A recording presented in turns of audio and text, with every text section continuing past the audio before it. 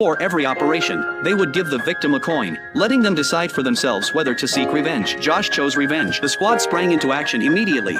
This man had just purchased a taxi license. The very next day, the license was confiscated by the transportation authorities. The reason was that someone had used the original vehicle associated with that license to drive under the influence and injure someone, but he hadn't even had a chance to drive it yet. How could he possibly have driven drunk and hit someone? He suspected there must be something wrong with the license. He immediately tracked down the seller to confront him. The seller was prepared. It turned out that Josh had bought a taxi license that had been involved in an accident. The person who had driven drunk and hit someone was the original owner. The brokerage firm, however, claimed they had no idea about the original owner's history. Only then did Josh realize he had fallen into a scam, but he hadn't yet realized this wasn't just an ordinary fraud ring. The contract contained an even more vicious trap. Josh went to the police. The officers scrutinized the contract repeatedly, but they couldn't find a single loophole. The contract was flawlessly drafted. There was absolutely nothing to fault. He went back to the brokerage that very night. He admitted defeat. He didn't plan to pursue the matter of the license plate, but the broker arrogantly said, "We're openly scamming you. What are you going to do about it?" Now Josh had only two options.